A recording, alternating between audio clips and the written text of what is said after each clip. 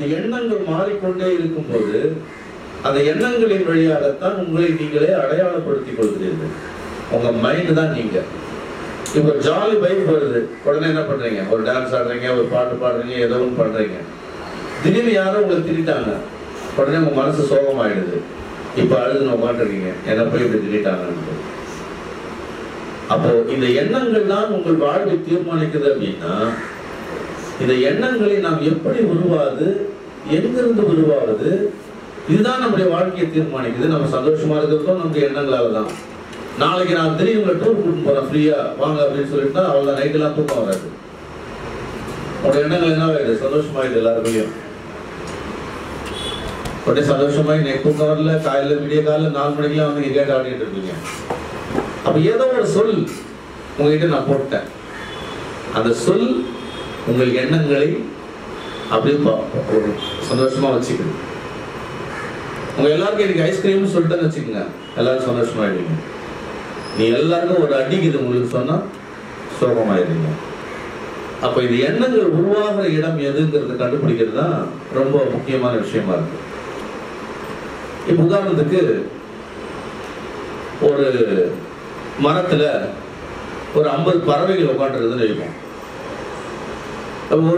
ஒரு பறவையை நான் கல்லால் அடிச்சு கொண்டுட்டேன், மீதி அங்க எத்தனை பறவை இருக்கும்? எத்தனை இருக்கும்? முதல் நீ மட்டும் சொல்லலாம். 50 பறவை இருக்குடா, நான் ஒரு பறவையை அடிச்சு கொண்டுட்டேன், மீதி எத்தனை பறவை இருப்பாங்க? 49. இது அறிவு. அறிவிலிருந்து பதில் சொல்ற. ஆனா உண்மையில அங்க பறவை இருக்குமா? ஒண்ணு செத்த உடனே மீதி எல்லாம் பறந்து போயிடும். இது வாழ்வியல். ஒரு எண்ணத்தை நம்ம அறிவா பார்க்கறதுக்கும் வாழ்க்கையா பார்க்கறதுக்குமான வித்தியாசம் அதுதான். அது நிச்சயமா பறவை இருக்காது. ஒரு பறவை கல் அடிச்ச உடனே எல்லாம் பறந்து ஓடிடும். ஆனா நம்ம அறிவு என்ன சொல்லுது? 50ல் 41 போச்சுன்னா மீதி 49 சொல்லுது அறிவு. அப்போ ஒரு சொல் மனித வாழ்க்கையில் எப்பேற்பட்ட விளைவுகளை ஏற்படுத்துங்கிறத நம்ம புரிஞ்சுக்கணும். அந்த சொல் எப்பேற்பட்ட விளைவுகளை ஏற்படுத்துது, அப்ப எண்ணங்கள் நம் மனசுல எப்பேற்பட்ட விளைவுகளை ஏற்படுத்துதெல்லாம் நம்ம புரிஞ்சுக்கணும். அப்ப இந்த எண்ண ஓட்டங்கள் தான் நம்முடைய வாழ்வை தீர்மானிக்கிறது. சரி, அப்ப நல்ல எண்ணங்கள் கெட்ட எண்ணங்கள் 2 இருக்கு. நல்ல எண்ணங்கள் கெட்ட எண்ணங்கள். அது நீங்க அறியாமலேயே சில நேரங்களில் நல்ல எண்ணங்களும் தோன்றும், கெட்ட எண்ணங்களும் தோன்றும். இப்படி நல்ல எண்ணங்களும் கெட்ட எண்ணங்களும் தோன்றி தோன்றி மறைந்து கொண்டே இருக்கும். இப்ப நீங்க கெட்ட எண்ணங்களை நீங்க என்ன பண்ணணும்னா அதை கண்டுக்காம விட்டுறணும். ஆனா நம்ம மனசு என்ன பண்ணுதுன்னா, நல்ல எண்ணத்தை செயல்படுத்தாமல் கெட்ட எண்ணத்தை செயல்படுத்துவதற்கு அதி தீவிரமாக முயற்சி செய்யும். நீங்க சொல்ற வார்த்தையின் வழியாக எதிரே இருப்பவருடைய மனது புண்படும் அப்படின்னா நிச்சயமா அதை சொல்ல தவிர்க்கலாமே. நம்ம நீ எவ்வளவு அழகா இருக்க சொன்னா எவ்வளவு சந்தோஷமா இருக்கு. உங்களை யாராவது பார்த்து எவ்வளவு அழகு, மோகன்ராஜ் மாதிரி ஒரு அழகான குழந்தை இந்த உலகத்திலேயே பார்க்க முடியாது, முன்ன மாதிரியான ஒரு பிரில்லியண்டான பையன் பார்க்க முடியாது சொன்னா சந்தோஷமா இருக்குது. மூஞ்சத்தியம்ப சனி என் எதிர வந்து நிக்காது, ஓடி வெளியே போ, வருத்தமா இருக்கு. அப்ப இந்த நல்ல எண்ணங்களை நம்ம வளர்த்து இருக்கணும், கெட்ட எண்ணங்களை கண்டுக்காம விட்டுறணும். நிறைவானது வருகிற போது குறைவானது ஒழிந்து போகும்னு பைபிள் ஒரு வாசனை இருக்கு. அந்த வாசகத்தினுடைய பொருள் என்னன்னா, இப்ப ஒரு டம்ளர்ல ஒரு சாக்கடை தண்ணி வச்சிருக்கீங்க.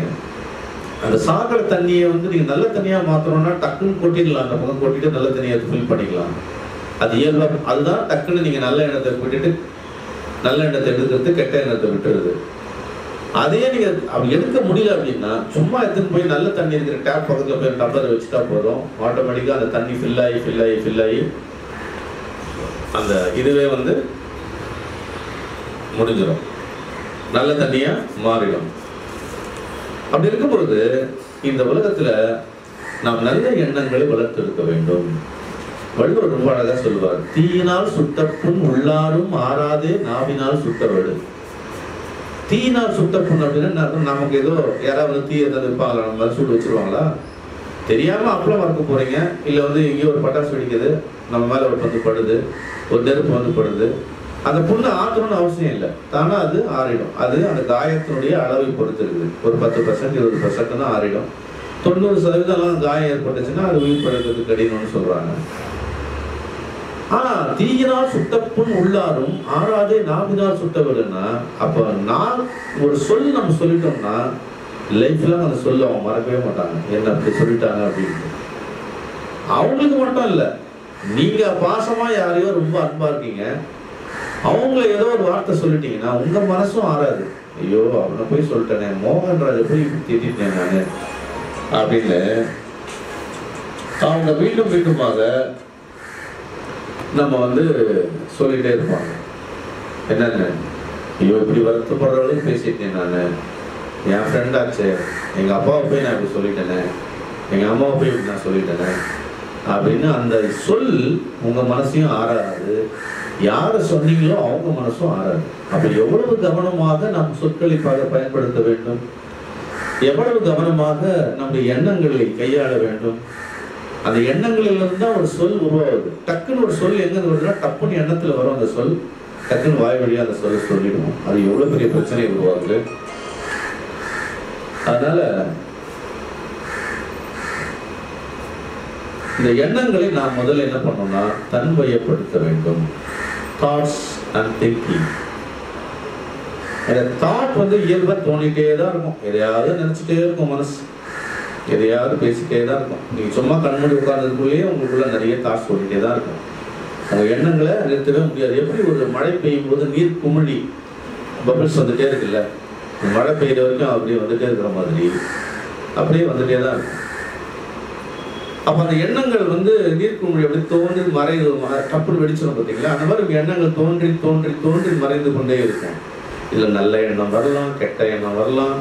அந்த நல்ல எண்ணத்துக்கும் கெட்ட எண்ணத்துக்கும் இடையில ஒரே ஒரு ஸ்பேஸ் இருக்கும். அந்த இடத்த நீங்க பிடிச்சிட்டீங்கன்னா, அந்த இடத்துல ஒரு கவனமா இருந்தீங்கன்னா, உங்களால இது நல்ல எண்ணம் இது கெட்ட எண்ணம்னு உங்களால என்ன பண்ண முடியும், ஐடென்டிஃபை பண்ண முடியும். இப்போ அந்த எண்ணத்தினுடைய விளைவு அடுத்தது சிந்தனையா மாறும். எண்ணங்கள் தோன்றி அது சிந்தனையா மாறும். எப்படி சிந்தனையா மாறும் அப்படின்னா, நீங்க அந்த எண்ணத்துல இருந்து எடுத்து என்ன பண்ணுவீங்க, யோசிப்பீங்க.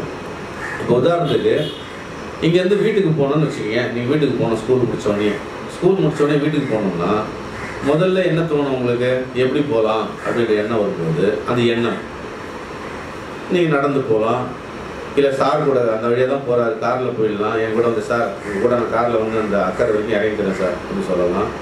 இல்லை அப்போலோ சார் கூட பைக்கில் போகலாம். இப்படி பல எண்ணங்கள் உங்களுக்கு ஆப்ஷன்ஸ் கொடுத்துட்டே இருக்கும். இப்போ நீங்கள் சிந்தனையின் வழியாக ஒரு எண்ணத்தை எடுப்பீங்க. எப்படி எடுப்பீங்க, சரி நம்ம காரில் போயிடலாம் ஜாலியா அப்படின்னு ஒரு எண்ணத்தை எடுக்கும். இல்லை அப்போலோ சார் கூட பைக்கில் போகலாம் அப்படின்னு ஏதோ ஒரு எண்ணத்தை தான் சிந்தனை வழியாக எடுத்த உடனே அது செயலாக மாறும். அது மாதிரி தான் உங்கள் எண்ணங்கள் நல்ல எண்ணங்களாக வருகிற போது அந்த நல்ல எண்ணங்களை செயல்படுத்த முயற்சிக்க வேண்டும்.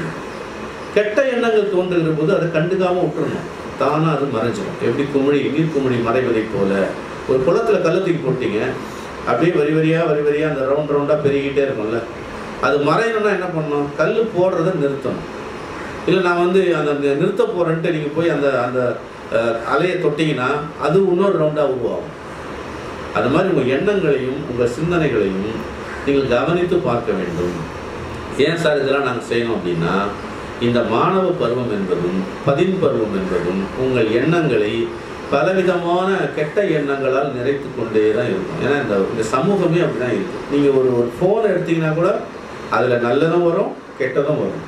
கெட்டது வந்தவொடனே உங்கள் மனசு என்ன சொல்லலாம், இதை பார்க்கலாம் கொஞ்சம் நெல்லு அப்படின்னு சொல்லும்.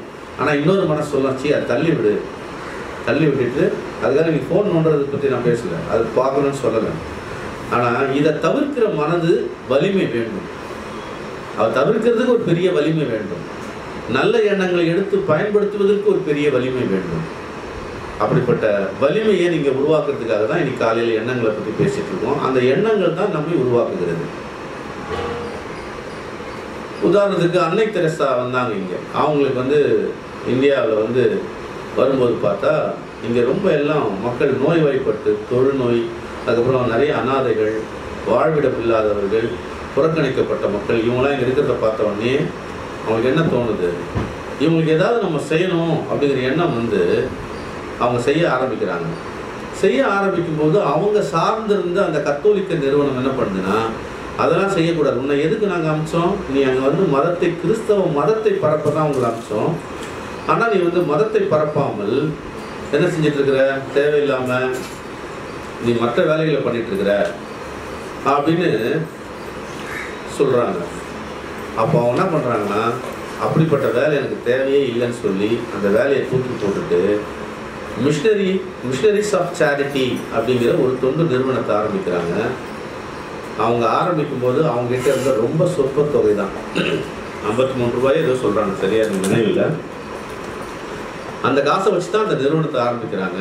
ஆனால் அவர்கள் செய்கிற பணியை பார்த்து உலகம் முழுக்க இருக்கிற மக்கள் அவர்களுக்கு நன்கொடை கொடுத்து, அவங்க நண்பர்கள்லாம் நன்கொடை கொடுத்து, அவங்க எதை செய்கிறாங்களோ செய்ய நினைச்சாங்களோ அதை மிக சிறப்பாக செய்யும்படியான வலிமை வாழ்ந்தவர்களாக உருவாகிறாங்க. எப்படின்னா, அவர்கள் அந்த நல்ல எண்ணத்தை எடுத்து செயல்படுத்த நினைத்தார்கள். அந்த நல்ல எண்ணத்தை எடுத்து செயல்படுத்த முனைகின்ற போது கெட்ட எண்ணங்கள் தானாக மறைந்து போகும். அப்போ நம்ம நல்ல எண்ணம் உருவாகிற போது அதை கவனிக்க தெரியணும். இன்னைக்கு என்ன பண்ணலாம், இன்னைக்கு ஒரு நாள் ஒரு மனித வாழ்க்கையில மிக மிக முக்கியமான நாள். செயற்கரிய செய்வோர் பெரியோர் அப்படின்வாங்க. நல்ல சிறப்பான நல்ல செயல்களை, நல்ல சொற்களை பேசலாம், நல்ல செயல்களை செய்யலாம். இப்படியெல்லாம் செய்யும்போது நிச்சயமாகவே நாம் வாழ்க்கையில முன்னேறலாம். அப்ப ஏன் திறக்கணுங்கிற தேவையில்லாம பேசுறத நிறுத்துறதுக்கு, ஏன் திறக்கணுங்கிறத முடிவு பண்ணினாலே நீங்க ஆட்டோமேட்டிக்கா மௌனம் மிகச்சிறந்த மொழி. இந்த உலகத்துல எவ்வளவோ மொழிகள் இருக்குது. ஒரு கண்ணிலேயே நீங்க சொல்லிடலாம் உனக்கு என்ன தேவைங்கிறது. அப்ப அந்த மௌனத்தை நம்ம பயன்படுத்தணும். நம்ம எண்ணங்களை பற்றிய விழிப்புணர்வு தேவை. எந்த தாட் எங்கிருந்து உருவாகுது. பிரியாணிங்கிற வார்த்தையை சொன்ன உடனே உங்களுக்கு எங்க பிரியாணி சாப்பிட்டீங்களோ எல்லாம் ஞாபகம் வந்துடும். ஒரு கல்யாணத்தில் சாப்பிட்ட நல்ல பிரியாணி ஞாபகத்துக்கு வரும், இல்லை உங்கள் பக்கத்து வீட்டில் இருக்கிற நல்ல கடை, இல்லை உங்கள் ஆண்டி வீட்டில் செஞ்ச பிரியாணி. இப்போ இவ்வளோ தாட்ஸ் வருது அப்படின்னா இதில் எது பிரியாணின்னு உடனே ஒரு ஃப்ராக்ஷன் ஆஃப் செகண்ட் உங்கள் மனசு முடிவு எடுத்து கொடுத்துரும். அப்போ ஒரு கீவேர்டு போட்டாலே இவ்வளோ செயல்கள் நடக்குது அப்படின்னா நாம் அந்த கீவேர்டை எப்படி பயன்படுத்தணும் யோசிச்சு பாருங்க. உங்கள் எண்ணத்தை கவனிங்க, உங்கள் மூச்சு காற்றை கவனிங்க. எப்படி நம்ம பேசுகிறோம், எப்படி நம்ம நடக்கிறோம், எப்படி நம்ம இப்போ பாருங்க, ரஜினி அவ்வளோ பேர் சூப்பர் ஸ்டார் ஆனதுக்கு பார்த்தீங்கன்னா அவர் நடக்கும்போது ஒரு ஸ்டைல், திரும்பி பார்க்கும்போது ஒரு ஸ்டைல், பேசும்போது ஒரு ஸ்டைல், நடிக்கும்போது ஒரு ஸ்டைல், கவனமாக இருக்கிறார். நான் இப்படி தான் உட்காருவேன், சேரில் உட்காரும்போது இப்படி தான், நடக்கும்போது இப்படி தான், பைக்கில் போகும்போது இப்படி தான், காரில் போகும்போது இப்படி தான்.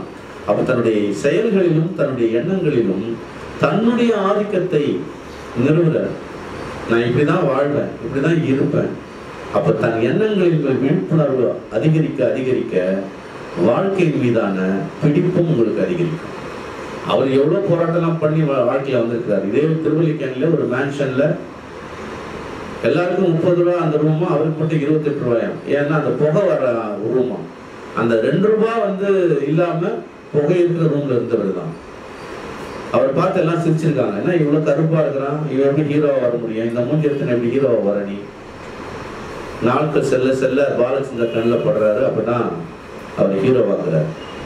அப்ப நம்ம எல்லாருமே காமெடியனாவோ சும்மா 10ஓடு 11ஆக செத்தும் அடிவதற்காக பிறப்பெடுக்கவில்லை, மாறாக நல்ல செயல்களை செய்வதற்காக நாம் பிறப்பெடுத்திருக்கின்றோம்.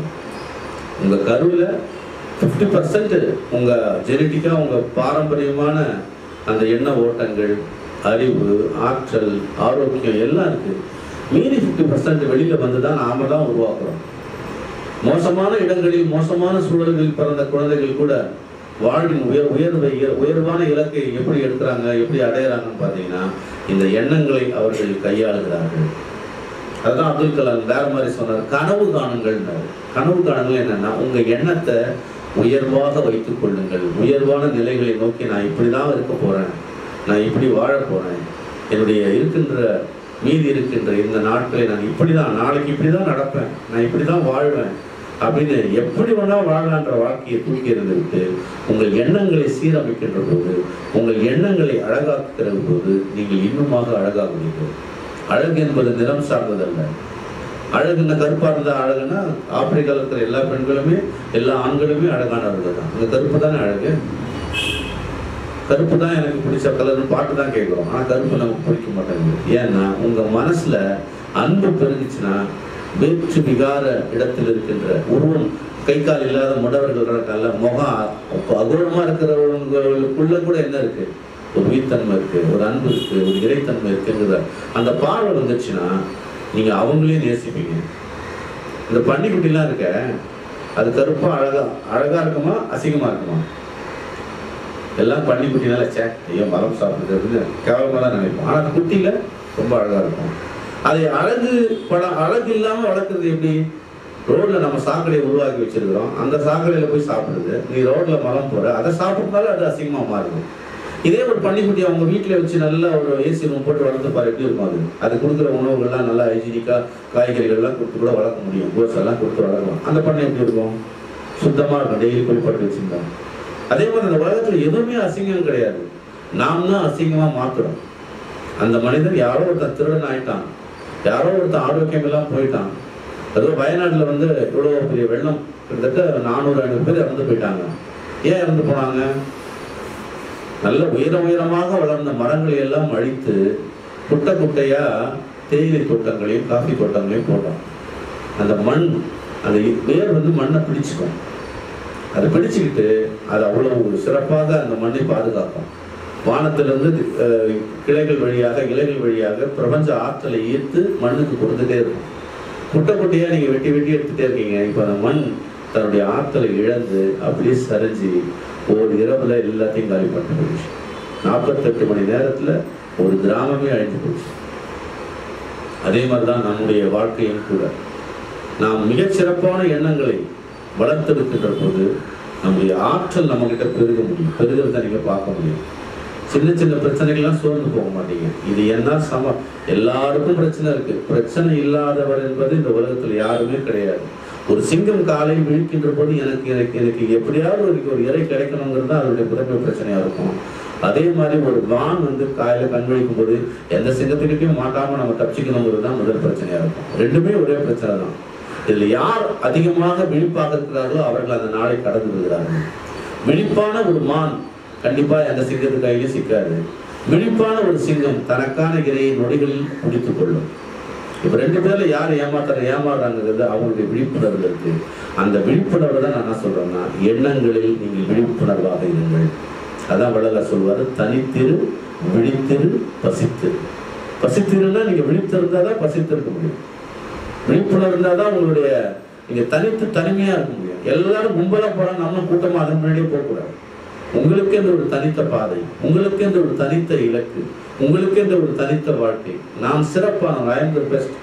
இந்த உலகத்திலே நான் தான் மிகச்சிறப்பு, இந்த உலகத்திலே நான் தான் அழகு அப்படின்னு அந்த உயர்வான எண்ணங்களை, வெள்ளத்தனையில் உயர்வுன்னு சொல்ற மாதிரி உங்கள் உயர்வான எண்ணங்களை நீங்கள் விழிப்புணர்வோடு கவனியுங்கள். கவனிக்க ஆரம்பித்தீர்கள் என்று சொன்னால் கெட்ட எண்ணங்களை ஒதுக்கிவிட்டு நல்ல எண்ணங்களை பின்தொடர்வீர்கள். நல்ல எண்ணங்களை பின்தொடர்கிற போது நல்ல எண்ணங்கள் நல்ல செயலாக மாறும். நல்ல செயல்கள் உங்கள் வாழ்வை அர்த்தமுள்ளதாக மாற்றும். இந்த நினைவோடு, இந்த சிந்தனையோடு இந்த காலையை நிறைவு செய்யும். இன்னொரு பாட்டு கேட்கலாமா?